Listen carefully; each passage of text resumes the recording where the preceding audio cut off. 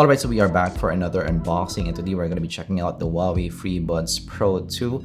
So the latest and greatest from Huawei, TWS World, ANC, so all that jazz, fully featured. And yeah, I haven't checked out the Huawei before, so I would love to check out how they tune their stuff. Is it going to be better compared to some Samsungs that I have in the channel? We're going to find out in this video. So first, let's check out the box, and you're getting actually a pretty small box here. Crystal clear calls, IP54 rating here, dual device connection, intelligent dynamic active noise cancellation too, and this is going to be our unboxing experience, of course, thanks to Huawei themselves for sending this over. Links down below if you want to get one. All right, so I actually got maybe the silver blue kind of color, so that's quite unique. There you go. Let's actually look at that in a few, but first impressions is heavier compared to the Samsungs of the world. So actually pretty minimalist box here overall, quite clean in the overall presentation. Warranty card, putting that aside. You're getting a USB-C cable, quite short as well. You're getting some tips, 2 additional sizes here, and maybe the medium size is already installed for us. I do use medium size all the time, so this is what I'm gonna use for our unboxing. Opening it up. All right, so oh, cool. You have a big Devillet sign there in front. This definitely looks a bit unique for me because of that big thing in front. That shiny thing in front is definitely really loud there, so a bit maybe different compared to some other TWSs that I've seen. And look at the color as well, so it's kind of matte-ish in color, maybe glitter matte. Definitely different there, so feels premium in the hand actually, so a bit different compared to some other TWSs that we have unboxed before. It's also in the bigger side of things, maybe a touch bigger compared to some AirPods, definitely bigger compared to the Samsung Buds Pro that I have, but not that much bigger actually, but yeah, definitely a bit bigger compared to those, and it's rounded as well, so the shape's really good. And you have the USB-C at the bottom here, and actually has some weight to it, so feels really good in the hand, feels really sturdy, let's say. But this is the look that you're gonna get. Look at that. That's definitely shiny there, so look at that. That is the look that you're gonna get. Mirror finish actually, so you're getting that maybe mirror finish slash maybe matte in the case, so you have that maybe contrast look. Definitely looks striking for me. And look at that. So actually it's a fingerprint magnet, so you just touch it one time and there's already some fingerprints here, but you're getting that maybe Huawei at the side. You're getting that maybe blocky design here. But here in this side, you're getting that maybe pod design. So yeah, the design is very familiar here. But usually these kinds of designs are quite stable for me to wear on the ear. But you're getting the sensors here at the side, and yeah, it's quite glossy here. So yeah, I'm a bit maybe flashy in the overall design. So it will be up to you if you like that or not. But definitely that's a premium, feeling lobe here. So the insertion, very similar, not that deep for me, and you're getting that maybe support here in this side. So this might be really stable still to wear on the ear. So typical pod design here, and actually the ANC kicked in right away. So yeah, usually for this brands, and the tech is definitely there. So there's not gonna be an issue with the the user experience. Usually it's pretty okay.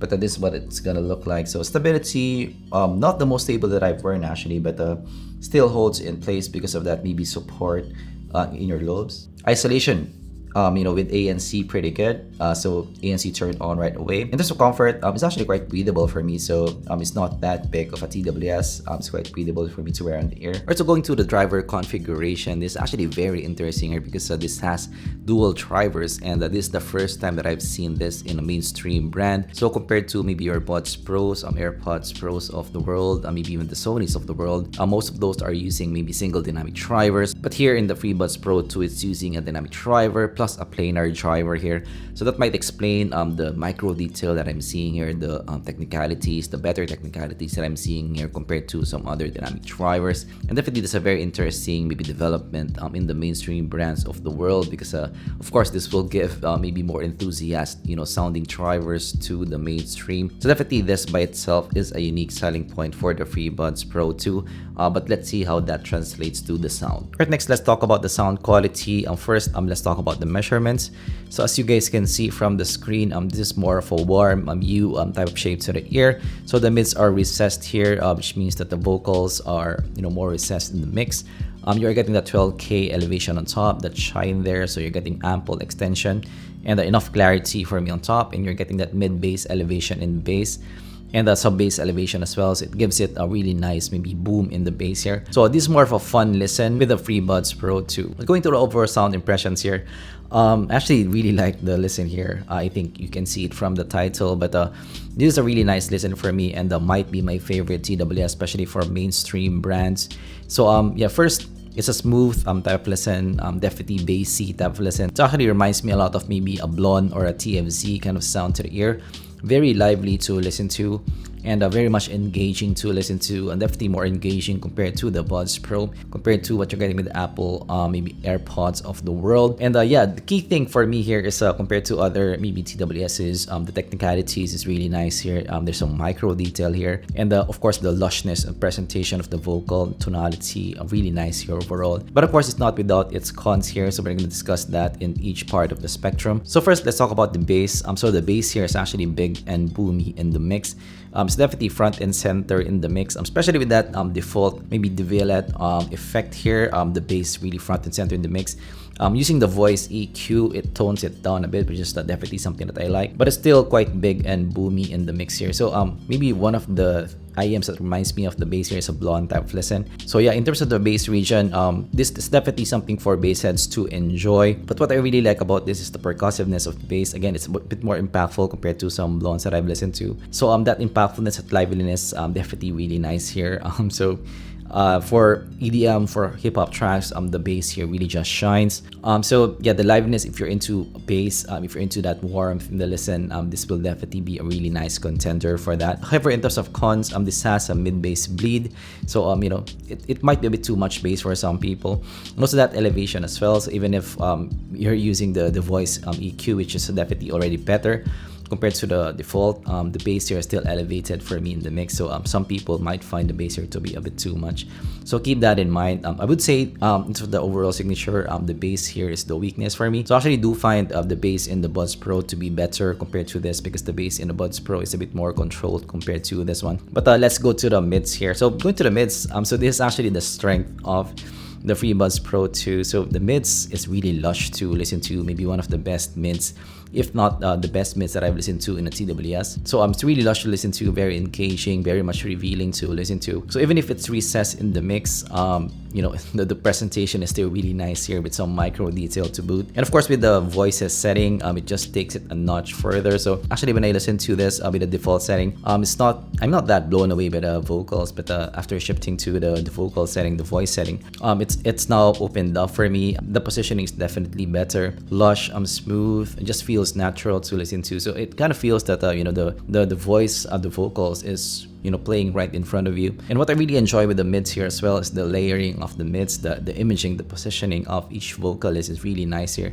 I think that the imaging as well is one of the major advantage of this over what you're getting with the Buds Pro 2. Actually, compared to the Buds Pro 2, side by side with the mids, the layering is definitely big difference for me. So the positioning here is definitely superior in that regard. This compared to the Buds Pro 2, the mids here is definitely more lush, more full to listen to, and more natural as well. So in terms of the tonality, actually this in the warmer side of things, a bit warmer compared to what you're getting with the Buds Pro 2, and that actually gives quite a natural maybe presentation to the sound. So yeah, the mids very much revealing to listen to. And what I really enjoyed about this as well is there's no shoutiness for me inside, so it's not hot to listen to. So for both male and female vocals, the presentation really nice for me. Going to the top end, so again, you're getting that, you know, ample extension there on top. You're getting that 12K elevation. So actually for me, it's really lively to listen to ample extension on top. So for some guitars, when I listen to some maybe Joe Satriani, Polyphia, you have ample guitars there to throw around. Ample clarity for me. It doesn't feel boxed off, which is definitely nice. And the top end as well has that maybe micro detail that we're listening to. And actually for this, another thing that I like about this over maybe the Buds Pro is the acoustic guitars here just feel really natural, percussive to listen to. Actually, the top end here reminds me of maybe Beryllium drivers, and the speed reminds me of Beryllium drivers. So that's one of the major cons for me compared to the Buds Pro 2. So the Buds Pro 2 for me, even if I really like the tuning there as well, I do think the technicality, especially that maybe percussiveness in the sound, is a bit less so, a bit more relaxed in the Buds Pro 2 compared to this. It's a bit more lively. It brings out maybe the liveliness, the realism in the sound a bit more compared to what you're getting with the Buds Pro 2. Yeah, definitely the top end here, I like it as well. So I do like the top end here over the bass, but the mids is still my favorite part of the spectrum. However, one downside for me in the top end here is that 12K gives the cymbals maybe a bit too much splash than what I'd like. So it gives it a bit more maybe sizzle or shimmer on top. But it makes some cymbals sound maybe touch splashy to listen to. So it's still not the best, you know, bodied cymbals here on top. But I would have to say not as much compared to some other TWSs that I've listened to. And the body is still maybe you know, quite acceptable, but it's definitely there if you listen to it. Going to some soundstage, this is really big soundstage here, one of the biggest that I've listened to, if not the biggest that I've listened to in the TWS. So that part of technicality is really nice. Going to some imaging, very nice here as well. Positioning of instruments, quite superior in this. Actually noticeable compared to what you're getting with the Buds Pro 2. So actually this side by side with the Buds Pro 2, the Buds Pro feels a bit more maybe congested or closed off to listen to. Over this, it's a bit more open, so that the instruments is easier maybe located in the mix. Separation as well, so I would have to say not that good. So even if the positioning here is quite good, the separation is not that black and white for me to listen to because of the smoother nature of the sound. This quite lush for me of a presentation, so the separation is not that black and white of a listen. So I still give that to the Buds Pro there. But going to some micro detail, definitely better here compared to the Buds Pro. So the micro detail is really nice. So actually you've been listening to this with acoustic tracks, really nice of a listen here. Jazz, for those types of tracks, or maybe even wind instruments. Micro detail here, the technicality is really nice on that. And yeah, tonality in the warmer side of things. So will be up to you if you like this or not. Alright, so that's my overall impressions, sound impressions in the Freebuds Pro 2. So what do you think of it? Is it worth it? So for me personally, I will actually use this now as my daily driver. The mids here, the micro detail, the top end extension, and also the imaging. Because of those, this edges the Buds Pro out in terms of the sound quality here overall.